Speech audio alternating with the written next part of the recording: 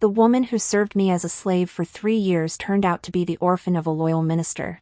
The crown prince abandoned me and made her his consort instead. The world laughs at me for inviting a wolf into my home.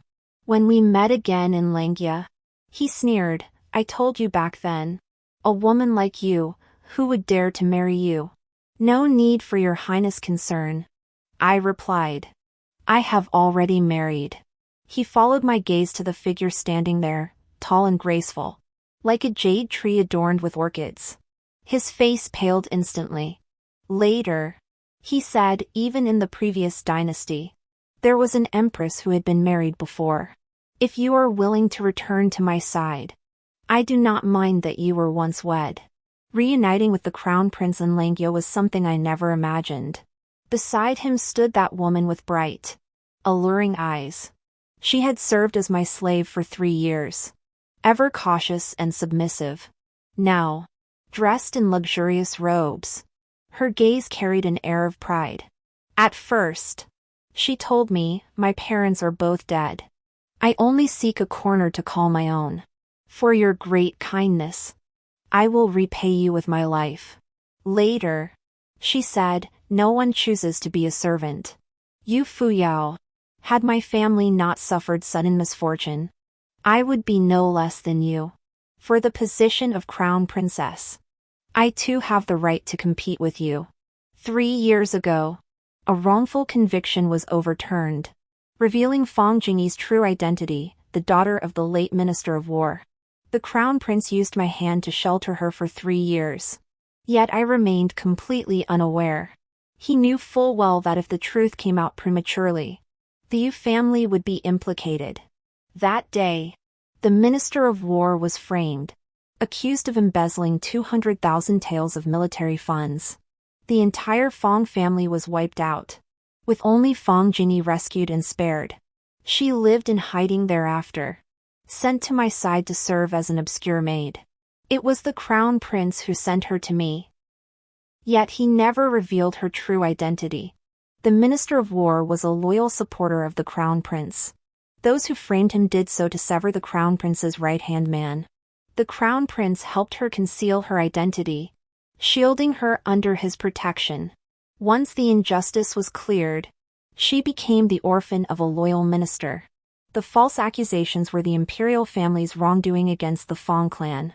To silence the murmurs of the realm, His Majesty bestowed upon her the title of Princess of Yongnian.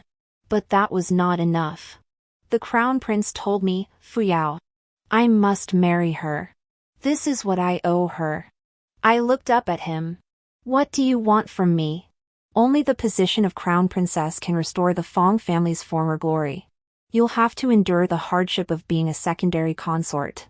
He held my hand, his words earnest, hoping only for my consent. We grew up together, sharing both glory and disgrace. My feelings for you have never changed. Why should you care about empty titles? If it's merely empty prestige, why would your highness go to such lengths to secure it for her? My counter-question left him speechless for a long moment. Finally, he stammered, "You're different from her. You already possess more than enough. So that's it. Because she has nothing left, must I forfeit mine to her? But I don't owe her anything." As his words fell, my gaze grew colder and colder, though he remained oblivious. Continuing unabated, "Jingyi has served as your slave for 3 years. I owe her and the Fang family far too much. This is the least I can do to make amends in terms of status. You understand me, don't you?" Alas, I cannot be the understanding flower the crown prince desires. My hand beneath my sleeve trembled uncontrollably, a torrent of rage surging from my heart.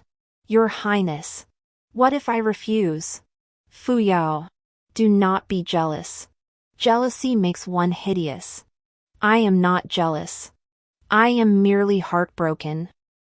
He knows full well how humiliating it is to be demoted to a secondary consort. Yet he still forces me. "Your Highness, these past 3 years, you've visited the Yu residence so often, was it me you came to see? Or her?" I finally voiced the question. He fell silent. Never had my heart felt colder than in that moment. Suddenly I remembered, his gaze always passed right through me, settling on Fong Jingyi. During winter snowfalls, I loved building snow piles beneath the eaves. Yet he always urged me not to stand too long in the cold. Only now do I realize he feared Fong Jingyi, standing behind me, might catch a chill. When Fong Jingyi shattered my treasured set of teacups, before I could even grow angry, he took the blame upon himself, smiling as he presented me with an even more precious set. Now I see he was merely afraid I might punish her. All those little acts I once cherished as his kindness now feel bitterly ironic. The Crown Prince said coldly, considering you protected Jingyi for 3 years. I will overlook your outburst today. Overlook it. How magnanimous indeed. Time passed. I shut myself away in the mansion. Yet the Crown Prince accompanied Fong Jingyi in rebuilding the Fong family ancestral home and paying homage to their forebears. They entered and exited together, without the slightest pretense of secrecy. When we met again, Fong Jingyi spoke casually. Had my family not suffered misfortune, I would have naturally entered the Eastern Palace. This was the tacit agreement between the Crown Prince and my father, a promise he made to me that day. So it turns out the Crown Prince had harbored this intention long ago. His heart had never been pledged to just one person from the start. Very well. May Miss Fong get her wish? She seemed slightly surprised by my calm acceptance. Yet her expression remained guarded toward me. So much so that when the Crown Prince arrived, she still resorted to her tricks. She wept bitterly, her tears like pear blossoms. Miss you. Why must you speak so harshly? If I could, I would trade all my glory to bring back my father and brothers. The Crown Prince drew his own conclusions from her words. Convinced I had mocked her family's misfortune, laughed at the loss of her father and brothers. You Fuyao, when did you become so sharp-tongued and spiteful? 3 days hence, at the Eastern Palace flower viewing banquet. Your presence is no longer required. If you choose not to come, so be it. At the Eastern Palace flower viewing banquet, Fong Jingyi hosted guests from various noble houses as the mistress of the house. Though the position of Crown Princess remained undecided, any discerning eye could see she was the inevitable choice. Before the Crown Prince's arrival, she had declared triumphantly, "Do you think he idled away the countless nights he neglected you? He was tirelessly working to clear the Fong family's name. From the moment I was placed by your side, he told me the Fong family's calamity was also a humiliation to him. He vowed to restore my honor." So early on, they had already become companions on the same path. Counting the days, father's memorial should soon arrive from the frontier. My father saved the emperor 3 times. When his majesty was still young and not yet enthroned, they were sworn brothers, having pledged to unite their families through marriage. That is the origin of my betrothal to the Crown Prince.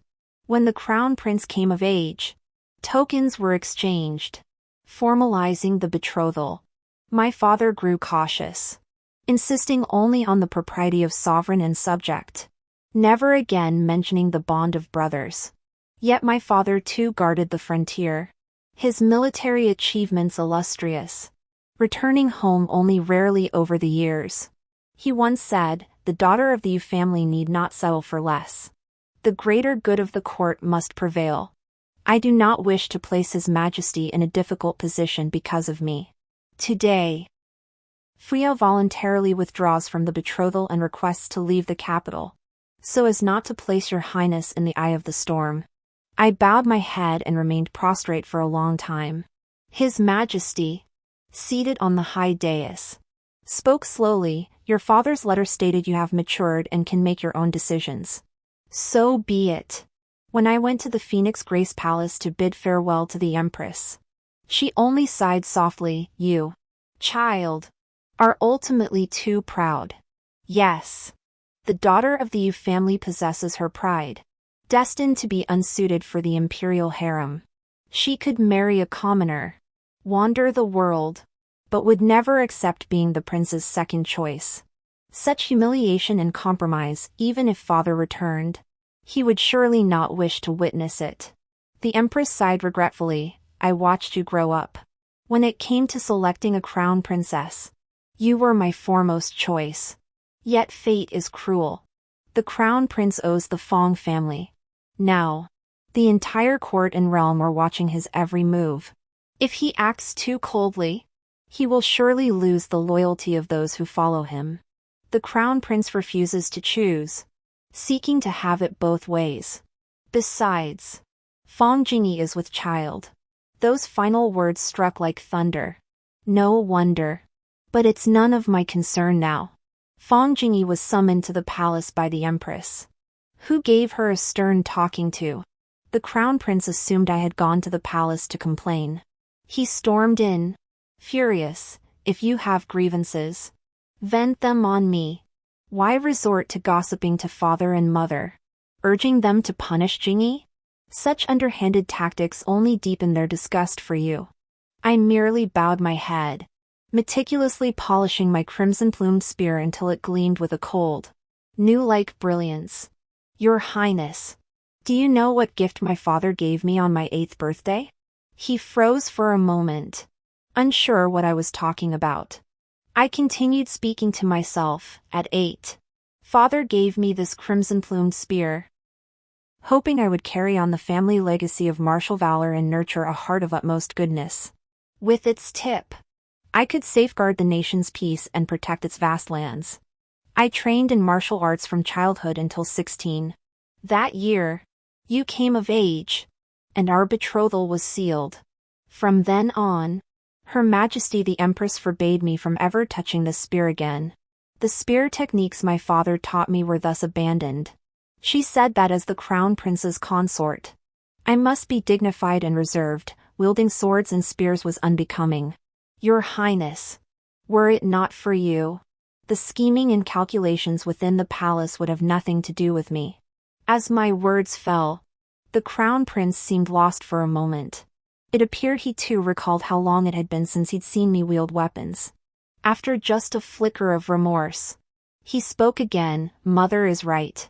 Every woman in the harem adheres to proper conduct. Her demands for you are for your own good, so you may bear the weight of being crown princess in the future. There is no need for me to bear that burden anymore. Attendants, see him out. The crown prince was escorted away. He had come seeking confrontation. Yet I showed him no courtesy, dismissing him outright. Standing at the doorway, he spat angrily. You stubborn fool. You drive me away today, but don't regret it tomorrow. I shall have no regrets. He sent a peach-colored bridal gown, not the crimson court attire tailored for me before. The messenger only said, the crown prince has decided both the principal and secondary consorts shall enter the palace simultaneously. Peach is the color worn by secondary consorts. I picked it up carelessly and tossed it to the ground. He truly believed I entered the palace to denounce Fong Jingyi, avoiding him for days.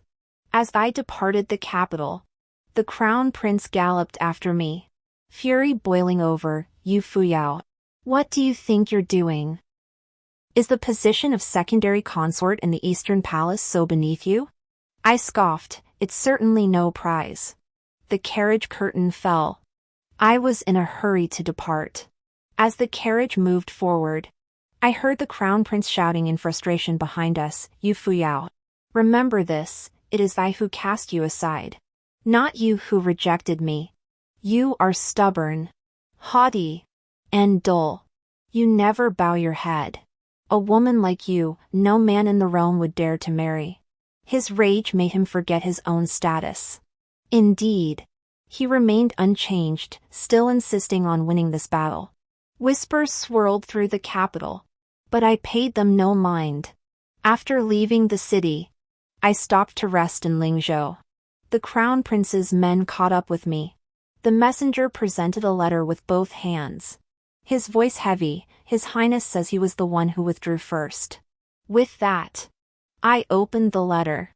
There, in bold characters, lay the annulment notice. The wild cursive script already betrayed his fury. Gone was the leisurely composure of his usual handwriting. He even insisted on sending a personally written annulment letter, stubbornly vying with me for momentary vindication. Such behavior was utterly unbecoming of a crown prince's usual demeanor. I accepted the letter calmly, murmuring softly, "Tell the crown prince this, I feel no resentment nor sorrow over our broken engagement. I am indeed stubborn, proud, and unyielding. I never bow my head. He is right, I have always been this way. And he will be no exception. If marrying him meant learning to submit, bow down, and live in humiliation, then I would rather not marry at all." While resting at the post station along the way, I overheard their murmurs. "You'd better be careful." This was rushed by 30 embroiderers from Jiangnan. It must reach the capital within 3 days. Any mishap will cost heads. Weren't the wedding robes already sewn by Jiangnan embroiderers years ago? Why rush new ones now? It's a waste of resources and manpower. It's all because the crown princess changed, that's why this mess happened. The new crown princess cut up the previous wedding gown with a single stroke. So the crown prince had to order the Jiangnan Weaving Bureau to rush another one. 3 horses died on the road already. Those people hung their heads, their voices dripping with unstoppable resentment. Then the leader snapped. "Don't you want your heads? How dare you speak recklessly of imperial affairs?" The wedding gown Fang Jingyi had cut to shreds had consumed half a year of labor from over 100 Jiangnan embroiderers. The crown prince personally summoned them to the capital, overseeing every detail, from fittings and tailoring to patterns and designs, all tailored precisely to my measurements and tastes. 18 distinct stitches adorned the fabric, studded with gems that shimmered faintly in sunlight, creating a breathtaking splendor beyond compare. The crown prince later gifted this very gown to Fang Jingyi, never considering how this act would wound her so deeply. Back then, she was merely a lowly maid by my side, hiding her true identity and struggling just to survive. She witnessed firsthand the 100 embroiderers crafting it for me, and she saw me try it on. To match her, the crown prince also possessed his own wedding attire. When the wedding attire was finalized, when the crown prince and I tried them on, she stood by my side, assisting me with changing. Back then, she was utterly humble, trembling with fear, like a stray dog begging for shelter, pleading only for a place to call home. Perhaps today, whenever she touches that wedding gown, the scene from that day floods her mind, and hatred surges within her. I let out a soft sigh. The maid beside me asked, "Are you thinking of His Highness the Crown Prince, miss?" I set down my teacup and replied indifferently, "No. I'm merely lamenting the embroiderer's hard work. Our imperial laws do not forbid women from serving in the military." I journeyed to the frontier, grasping my crimson-plumed spear once more to hone my long-neglected skills. The borderlands were bitterly cold, yet I remained for 5 years, sharing meals and lodging with the soldiers, training alongside them. My father's eyes grew increasingly pleased. He declared, "This is the daughter of the Yu family, standing tall and strong, matching any man." When he learned I had broken off my engagement to the crown prince, he uttered not a single word of reproach. He said, "Better this way. The Yu family's power is formidable, we need no glory from the harem." For 5 full years, I distinguished myself in the army, my reputation soaring. When Langia suffered severe snow disasters and refugees rioted, I led troops to assist the local governor, restoring order and calming the people. As we approached Luomei Mountain, several bodies lay strewn across the snow, their blood staining the ground crimson. One man still clung to life, pinned beneath another who raised a blade high above his neck, poised to strike. My spear flew from my hand. The assailant's blade clattered to the snow, and he fell dead. The trapped man was freed. This life-saving favor shall be etched deep within my heart. Upon my return to the capital, I shall repay you generously. Might I inquire about your honorable name? Only when he spoke did I clearly see his face. Snowflakes settled on my shoulders. Clad in battle attire, my hair tightly bound, half my face concealed by a mask, he did not recognize me. I hadn't expected to encounter him here. Bandits have long terrorized these lands, burning, killing, and plundering, committing every conceivable evil. I chose this route today precisely to deal with this band of villains. It was but a small gesture, no need to dwell on it. I wished no entanglement with him and was about to ride on when he seized my horse's reins. I journeyed to Langia. But bandits severed me from my retinue. Would the young commander grant me passage? He proved quite forward. No spare mount. You'll travel with the rear infantry. He opened his mouth. Yet no words emerged. Though displeased, his predicament left him no room for complaint. 3 feet of snow blanketed the rugged, treacherous path. Marching with the infantry, he wore through his shoe brocade shoes and tore several slashes in his cloud-patterned robe, looking thoroughly bedraggled. During a rest stop, I tossed him a ration. He took a bite, his face contorting in disgust before tossing it aside. Frontier soldiers and Langia refugees can't even get this to eat, how dare you throw it away? Pick it up and eat it. Hearing the sharp edge in my voice, he forced down his discomfort, picked up the ration, and swallowed it. That night, we could only briefly shelter from the snowstorm in a dilapidated temple. Sitting atop a haystack, his expression was unusually grave. Regretting this journey? Surprise flickered in his eyes. How did you know what I was thinking? The Langia snow disaster was, after all, a prime opportunity to win hearts and minds. The Crown Prince's personal visit wasn't sincere, merely a ploy to earn the reputation of a benevolent ruler who cherishes his people like children and cares for the realm. Yet he lacks the virtue and responsibility such a title demands. Outside Langia City, our paths diverged. He solemnly declared, when we meet again, I shall reward you handsomely. Watching his retreating figure, I sneered, fear not, when we meet again. You won't be smiling. Upon entering the city, I immediately sought out the prefect to aid in settling the disaster victims, setting up soup kitchens, and enforcing martial law to prevent unrest.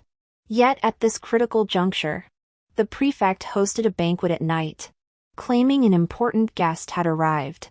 When I arrived, I saw the Crown Prince and Fong Jingyi seated at the head of the table. So she had come too. They had been separated during the accident a few days prior. The moment I appeared, shock flashed across both their faces. Seeing me dressed exactly as I had been that day, the Crown Prince's hand tightened on the armrest. He likely never imagined that after years apart, our reunion would occur at his most desperate hour. He turned his head away, unwilling to look at me. When he glanced back, his gaze was complex, 1,000 emotions churning and surfacing, before finally settling into silence. His gaze lingered on me for a long moment until Fong Jingyi patted his hand, snapping him back to reality. After the silence came fury, fury that I had witnessed his most wretched state. Fury that I had forced him to trudge along with the foot soldiers. This journey had been a grueling ordeal, unlike anything he had endured in the previous 20+ years. You Fuyao, you are truly quite something. He spat the words through gritted teeth, his hands clenched into fists. The prefect's face paled with shock, his gaze darting between me, the Crown Prince, and Fong Jingyi. Your Highness, did you not say that a life saved must be repaid generously? What do you desire? My gaze fell upon the two of them as I asked calmly. Whatever I desire, Your Highness will grant? The Crown Prince hesitated, while Fong Jingyi's gaze seemed intent on burning holes through me. His tension palpable. Don't entertain any improper notions. Fong Jingyi spoke first, his eyes never relinquishing their guard. Under their probing stares, I chuckled softly and voiced an outcome they hadn't anticipated. Your Highness overthinks matters. I only wish for the prince to consider the welfare of the people and the fate of the realm. Tens of thousands of citizens should not be tools for gaining empty fame. The crown prince showed no anger, only surprise and disappointment in his eyes. Fong Jingyi's heart, which had been in suspense, finally relaxed. Outside, disaster victims are everywhere. This banquet holds no flavor. With that, I turned and left. Perched high upon the city walls, I surveyed the defenses. At such a critical juncture, restless hearts breed chaos most easily. Yet the crown prince followed, standing beside me and murmuring, "I know you joined the army merely to spite me. That incident years ago caused such a stir, leaving both you and the Yu family's reputation in tatters. Life in the army is harsh and cold. If you regret your decision and wish to return to the capital with honor, I can overlook past grievances. The Eastern Palace still has a place for you." His face bore the smile of a ruler, his gaze as condescending as ever, his words as patronizing as they had been all those years ago. "Your Highness's arrogance remains unchanged." That day, the snow was heavy, and I couldn't see clearly. Had I seen clearly, I would never have saved you. He hadn't expected me to rebuff him thus, and old grievances accumulated along the journey resurfaced. Hearing the mockery in my words, he sneered, "You don't know a good thing when you see it. I told you long ago, who would dare marry a woman like you? The army was your only decent path." I heard distant hoofbeats. Below the city wall, a rider galloped toward us amid rising flames. I raised a finger, pointing at the figure on horseback. "No need for your Highness's concern. I am already married." He followed my gaze. The rider, reins in hand, dismounted with a flourish, tall and graceful, noble and elegant, his bearing already commanding. His eyes met mine, filled with amusement. "Fu Yao," he said, "open the gates." The crown prince's expression darkened, yet he remained stubborn. "Impossible." I refused to believe it. "Wei Xiaoyu and I are already married, everyone in the 3 border cities knows it." I raised an eyebrow at him, my voice gentle and laced with amusement. The crown prince twirled the jade ring on his thumb, his expression darkening. The moment the city gates opened, I stepped out slowly to greet him personally. I extended my hand slightly, and Wei Xiaoyu instinctively placed his over mine. The moment we stood side by side, the crown prince on the city tower froze, his gaze fixed intently upon us. Wei Xiaoyu laughed aloud. "I hear your Highness has taken a new consort and welcomed a son, truly cause for celebration." After a long silence, the crown prince ground out through clenched teeth, "Young Marquis, after all these years apart, your charisma remains undimmed." All knew that the young Marquis of the Ningbing Marquisate had departed the capital years ago, his whereabouts unknown. When the crown prince reappeared, much of his former sharpness had faded, his arrogance no longer as pronounced. "In the 11th year of Ding'an, you ventured deep into barbarian territory, broke through their encirclement, and in your first battle, took the head of a barbarian general. Thus your fame spread, earning the respect of the entire army. In the 12th year of Ding'an, you led your troops to quell the rebellion in Yen Prefecture, striking down the rebel leader from horseback, for which you received the emperor's commendation. In the 14th year of Ding'an, when the northern Di invaded, you defended Jiahe Pass, fighting to the death without retreat, achieving victory against overwhelming odds. The emperor personally conferred upon you the title of General of Brilliant Courage. I too heard of your fame in the capital, and reports of your triumphs and achievements appeared in the Eastern Palace's records. Yet from beginning to end, not a single word mentioned that you had already married. Fu Yao, why did you deceive me?" His gaze locked onto mine, his eyes brimming with desolation and accusation. "Marriage isn't a matter of state. So why should I have specifically informed you? Crown Prince?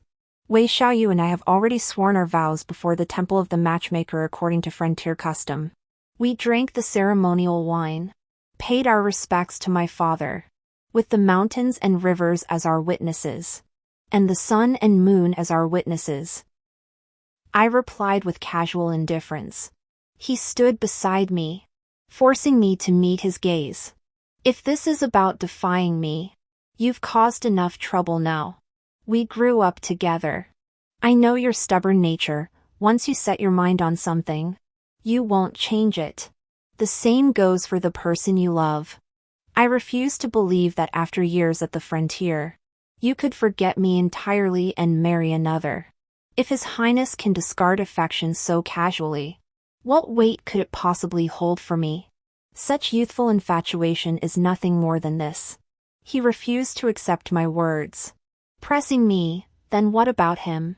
What do you like about him? Before I could answer, a distant voice drifted over, tinged with mockery. The Crown Prince is so persistent.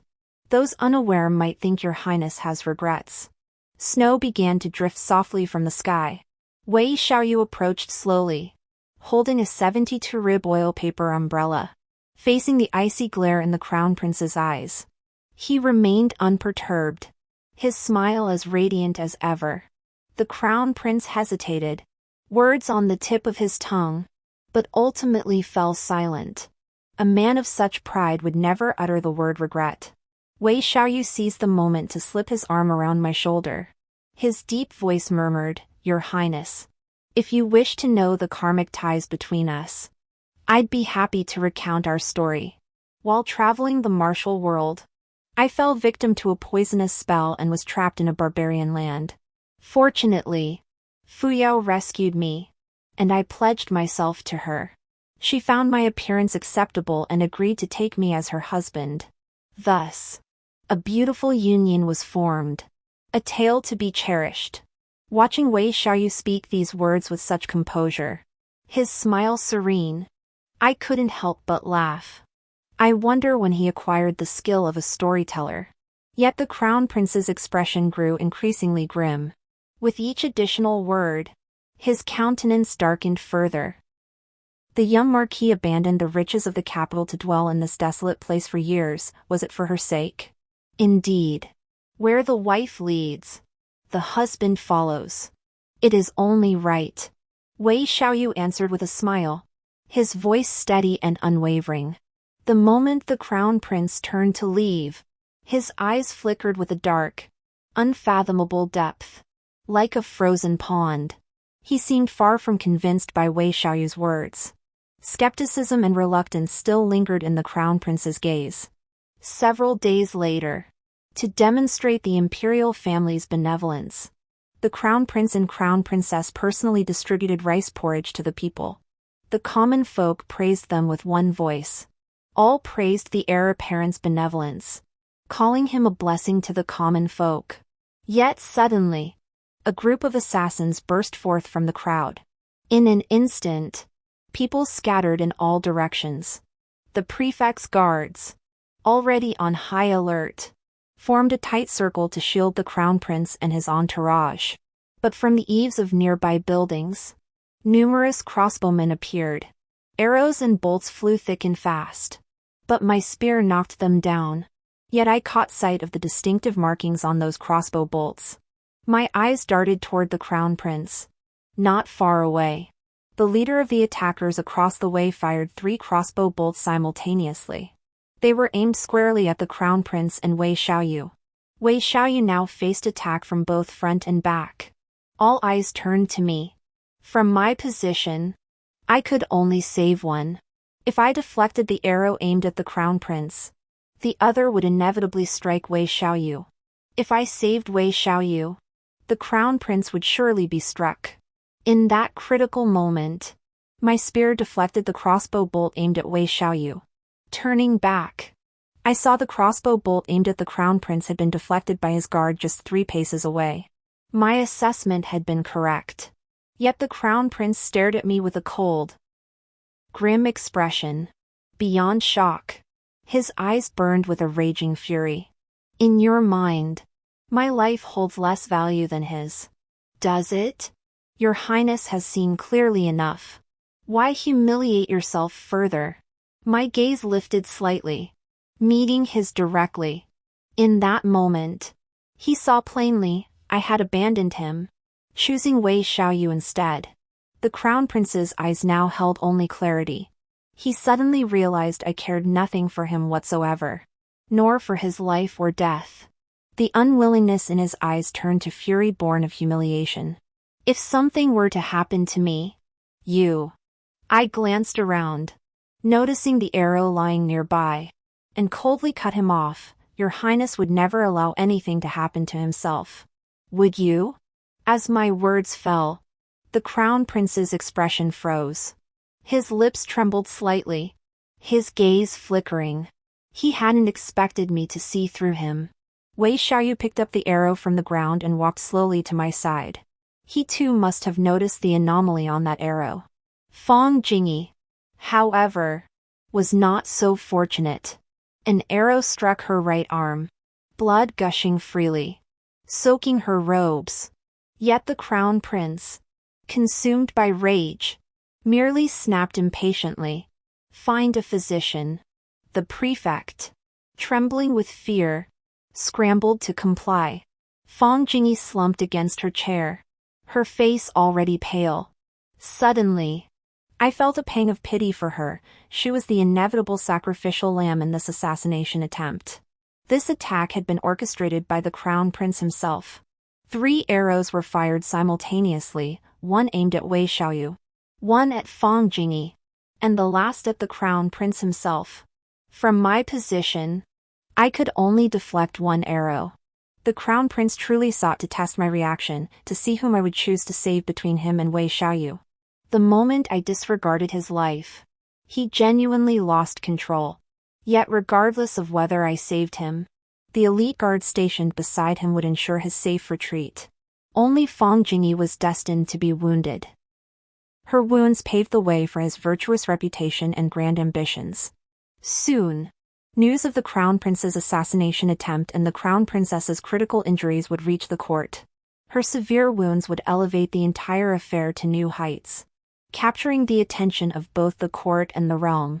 Thus, the blame would gradually shift toward the crown prince's enemies. The streets were littered with wounded commoners, their cries of agony filling the air. The gravely injured bled profusely, while women and children clung to each other, weeping. After natural calamity came man-made disaster, adding fresh suffering to their lives. Yet the lives of these people never entered the crown prince's calculations. He stood aloof, looking down upon all living beings. I ordered my men to clean up the aftermath and tend to the wounded. Wei Xiaoyu also lifted a child sobbing uncontrollably by the roadside, placing him safely. His eyes held only ambitions of conquest and domination, not the common people. How could such a man deserve high office and the worship of the masses? I murmured softly. Before my eyes lay utter ruin, while wails of despair and helplessness echoed in my ears. The crown prince, seeking empty glory, came to Langya solely to earn a reputation as a benevolent ruler who cherished his people like children and cared for the world. His daily charade of distributing porridge and uttering hollow words of compassion for the common folk might have sufficed. Yet now, he treats human lives as worthless chaff, utterly indifferent to the deaths of his subjects, all to orchestrate an assassination that would further his grand ambitions. The moment our eyes met, Wei Xiaoyu seemed to understand my intent. The letters I wrote by hand were sent to 2 destinations, one to the capital, the other to the frontier. As night deepened, the crown prince finally approached with slow steps, his expression desolate, at the brink of life and death. You abandoned me for him. Does my survival mean so little to you? His voice carried a hint of melancholy, his thoughts heavy, the words tinged with bitterness. Yet I knew he remained the same crown prince as before, unchanged in the slightest. Your Highness, you strategize with such meticulous precision, why ask me? Today's events were indeed orchestrated by me alone. Yet I sought only to discern your true feelings. If you still care for me, I would gladly make amends 1,000-fold for my past wrongs. Yet you chose him, your childhood sweetheart. My life pales in comparison to his importance to you. How could this not break my heart? It was precisely because I cared too deeply that I resorted to such desperate measures. Watching him still strain to maintain this charade of false affection is laughable. Even now, he dares claim his desperate actions were for my sake. There's no need to repeat today's test. My choice remains unchanged. Your Highness need not do any more foolish things for me. If he wishes to play this game, then I shall play along. The Crown Prince spares himself from injury, yet he spares the Crown Princess. Clearly, it was to divert blame eastward, frame the third prince, and eliminate his most troublesome rival in court. Yet he insists it was to test my heart. I see through it all, yet I never exposed him. He wants me to be a fool, believing his actions today are solely for me. So I shall grant him that wish. His emotions flared. His hands gripped my shoulders as he declared in a deep voice, "You saw today that Fong Jingyi holds no importance to me. Even in the previous dynasty, there were empresses who were remarried. If you are willing to return to my side, I will defy all opposition and grant you the honors of the imperial consort." His gaze now held a glimmer of hope, and indeed, a hint of affection flickered within his eyes. Before I could speak, the sound of a lantern crashing to the ground echoed nearby. Fong Jingyi, wounded yet refusing to rest, had ventured out under cover of night to seek him. Evidently, she did not sit comfortably in the position of Crown Princess consort. Trembling with fear and anxiety, she had followed him, only to overhear such heartless words. Well then, let her see the true face of the man she thought was her beloved. What she had schemed so hard to seize was nothing but a cold-hearted man. I looked up and saw her frozen in place, tears streaming down her face. I turned and left. Their affairs were none of my concern. Yet the next day, word came that the Crown Prince had sent men to escort the Crown Princess back to the capital. At such a critical juncture, he forced her to return, under the pretext that the capital boasted numerous imperial physicians who could swiftly cure her. But everyone knew her injuries were severe, rest was essential. The grueling journey by carriage would only worsen her condition. Did the Crown Prince truly wish for her survival, or did he seek her demise? If she returned alive, His Majesty would surely be moved by her grievous wounds. If she perished en route, it would only highlight the peril of the Crown Prince's journey and the treacherous intentions of those behind it. Regardless of the outcome, the Emperor's heart would sway toward the Crown Prince. With the Emperor's wrath unleashed, the Crown Prince could seize the opportunity to eliminate rivals. As for Fong Jingyi's life or death, he cared not. Last night, she overheard the Crown Prince's conversation with me. But she had no way out now. The Crown Prince's honor was her honor, and the honor of the eldest imperial grandson.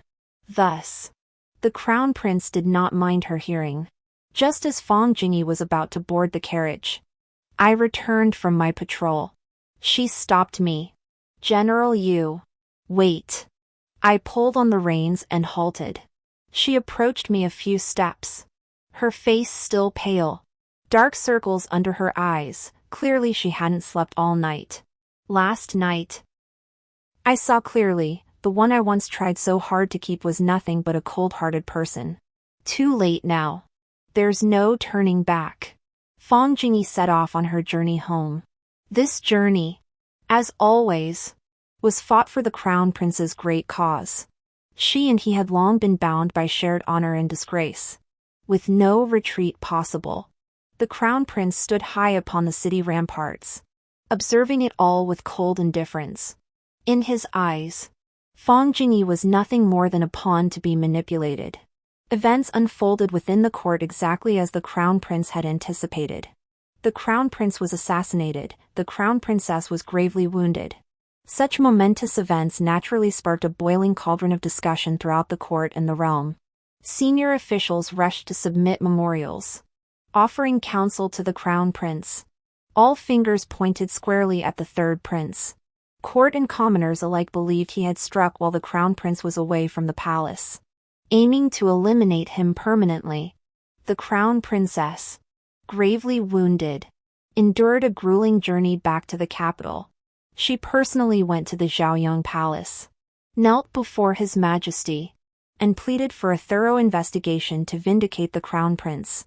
Witnessing this, the emperor was enraged beyond measure and ordered a full inquiry into the assassination attempt. All of this unfolded precisely as the crown prince had orchestrated. With all matters in Langia settled and arrangements made, the crown prince still did not return. It seemed he was waiting for something to happen in Langia. At this critical juncture, numerous arrows were discovered in a secret passage of the third prince's villa. The patterns engraved on these arrows matched exactly those found at the scene of the crown prince's assassination attempt. The charge of plotting to assassinate the heir thus fell squarely upon the third prince. The third prince's residence was sealed off by the imperial guards, the calamity of confiscation looming ever closer. This was precisely the moment the crown prince had been waiting for. As I was preparing my troops to return to the frontier, Wei Xiaoyu said to me, "The storm has begun. On this journey, I fear I cannot accompany you." An incident had occurred at the Ningping Marquis's residence. He truly must return. In the instant our gazes met, an unspoken understanding silently formed between us. Ever since Fang Jingyi's return to the capital, undercurrents had been stirring within the city. The crown prince was plotting his grand ambitions while also keeping a close watch on my movements and those of Wei Xiaoyu. Wei Xiaoyu spurred his horse away, and I watched him recede into the distance. Turning back, I caught the crown prince's pointed gaze. He smiled with amusement. "Several days ago, I received a secret dispatch from the frontier. It seems your marriage to Wei Xiaoyu was but a sham, a ploy to deceive the barbarian chieftain before the great battle at the Matchmaker Temple. Since it was never genuine, it cannot be made real. Fu Yao, you have deceived me once more. So what? The world knows nothing of this expedient measure." He himself acknowledged me as his husband, willingly becoming a son-in-law to the Yu family, vowing to share life and death with me. To the world, we are a legitimate husband and wife, destined to share the same bed in life and the same grave in death. While His Highness and I shared youthful affection in the past, the moment I left the capital, it became like spilled water, irretrievable. Hearing my resolute tone, the joy vanished from the crown prince's face, replaced by a trace of malevolence. "You Fu Yao, you know this, from childhood to now, I have never failed to obtain what I desire." His voice dripped with threat. When the crown prince abandoned me to choose Fang Jingyi as his consort, it wasn't out of deep affection for her. She was simply more suitable for that position than I was. As the orphaned daughter of a loyal minister, marrying her would earn him a reputation for benevolence and bind his former followers even more devotedly. Now, reunited in Langia, what calculations lie behind your highness's belated affection and remorse for me? If I told you that now, you could be the sole exception to all my scheming, would you believe me? I don't believe you. My gaze remained resolute as I took a step back, creating distance between us. Seeing my guardedness and aloofness, his expression darkened. I did weigh the pros and cons back then, deciding Fang Jingyi was more suitable as crown princess. But I never anticipated your fiercely independent nature. You disregarded the position of secondary consort and willingly broke off the engagement. I thought you would eventually regret it. And when you begged me then, I would give you a way out. Yet I never imagined that triumphant reports would pour in one after another, the general of Zhaoyi's fame gradually eclipsing that of the crown prince's consort. Only then did I realize how little I truly understood you, how badly I had misjudged you. I regretted that initial weighing of pros and cons, regretted letting you go so easily back then.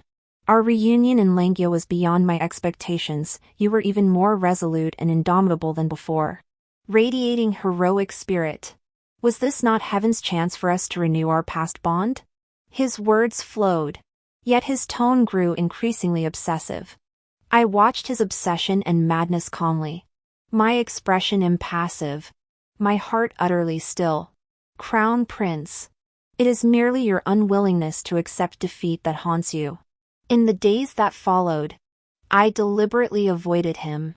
Someone within the Ningping Marquis' household had been closely associated with the third prince, implicating him in the Crown Prince's assassination attempt.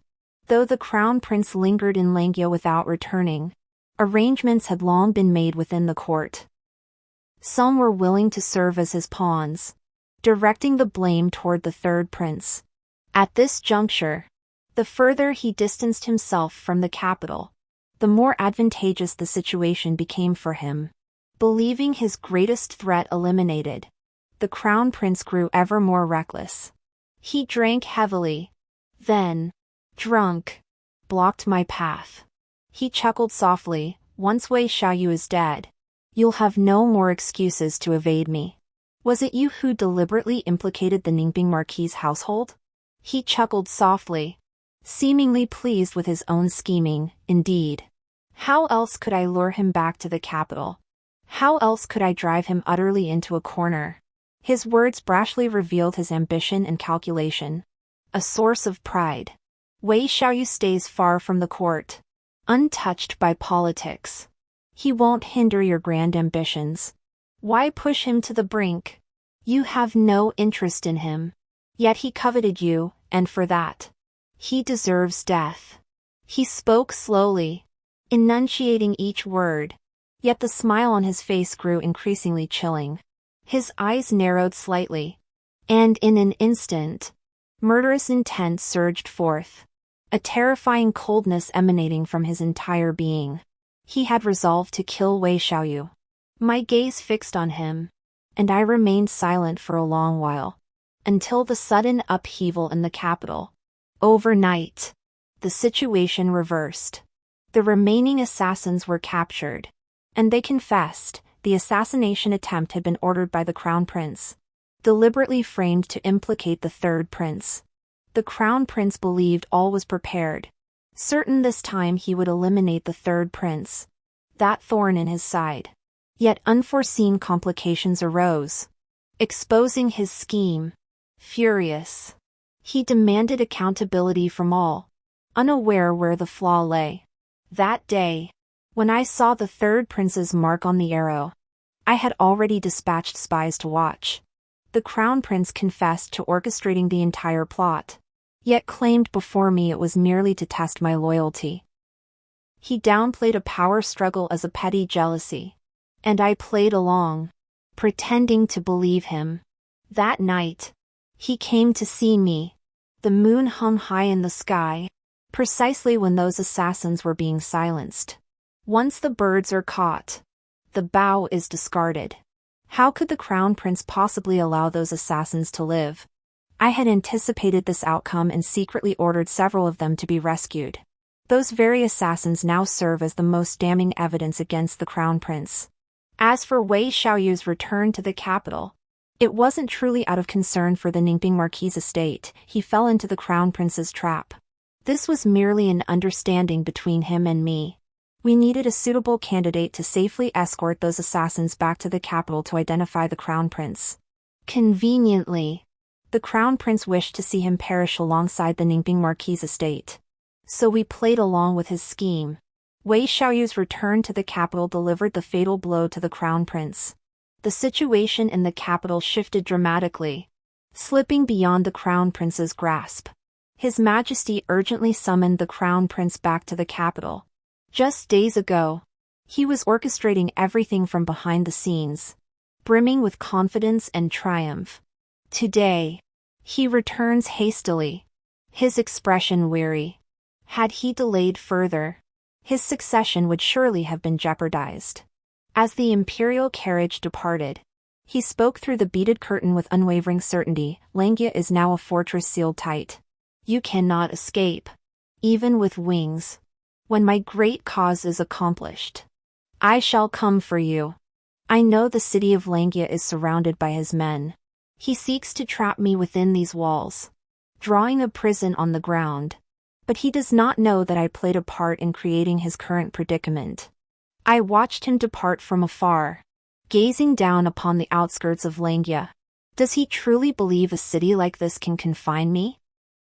The crown prince was still en route back to the capital. Yet the joint inquiry by the three departments had already reached its verdict. The assassination attempt within Langya City was a scheme orchestrated by the crown prince himself, a deliberate frame-up targeting the third prince. All to eliminate a rival. Innocent citizens suffered tragic deaths that day. All because of the crown prince's selfish ambition. His Majesty publicly denounced the crown prince for his moral failings, declaring him unfit for succession. Calls for the crown prince's impeachment echoed throughout the court. Perhaps the day he returns to the capital will be the day he is deposed. Yet after leaving Langya, the crown prince's carriage plunged off a cliff. His fate unknown. The emperor dispatched search parties, only to discover a body at the cliff's base.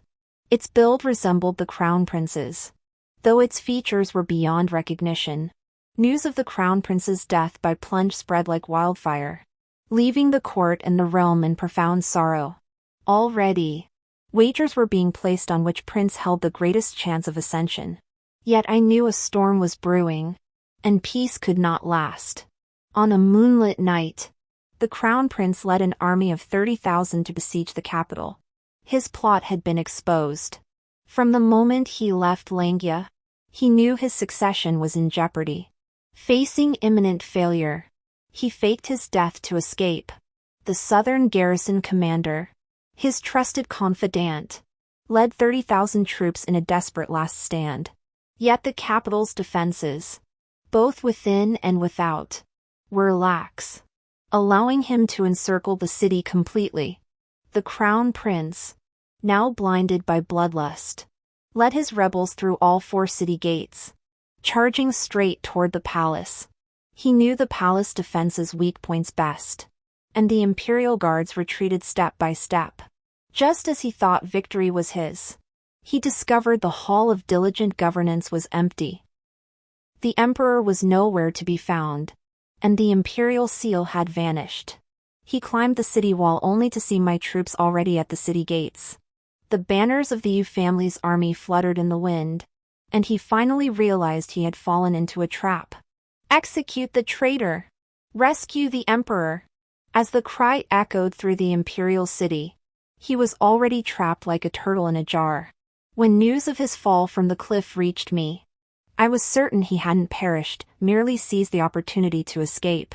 Langya's defenses remained utterly unruffled, orderly and disciplined, unaffected by his supposed demise. From that moment, I sensed something amiss. One late night, spear in hand, I broke out of Langya, working in tandem with Wei Xiaoyu. His Majesty had already been escorted out of the city by him and the third prince. What remained for the crown prince was nothing but an empty fortress, luring him straight into a trap, marching him toward his doom. Mounted on a towering steed, I led an army of thousands. Though the crown prince stood atop the ramparts, he knew the path behind him was a dead end, there was no retreat. He let out a hollow laugh, his gaze burning. That day, amidst the snow-white world, someone rode toward me with a red-plumed spear, saving me from the brink of death. How I wish you had crossed 10,000 miles today, just as you did then, to save me. Your Highness, our paths diverge. We were never meant to walk the same road. As my words fell, his cold laughter echoed, tinged with boundless sorrow. Victors are kings. Vanquished are bandits, I accept that fate. With that, he leapt from the ramparts. His body plummeted, splattering the ground with crimson. For my loyalty in defending the throne, I was rewarded, promoted to Marquis in a single stroke. Yet I refused to linger in the capital. I petitioned His Majesty for a decree, requesting to take up arms and guard the frontier. On the day I departed, Wei Xiaoyu spurred his horse after me. His voice filled with fury, "Yu Fuyao. The world knows I am but a son-in-law of the Yu clan. Do you intend to simply abandon me and ride off?" "It was never real," I murmured softly. But I believed it was. His eyes held unwavering resolve. I offered no reply. Only a smile as I turned my horse and rode away. He followed close behind. Under the setting sun, our horses galloped side by side, casting shadows that stretched long and thin, until the crimson river ran shallow, and moonlight bathed the mountain passes. The end.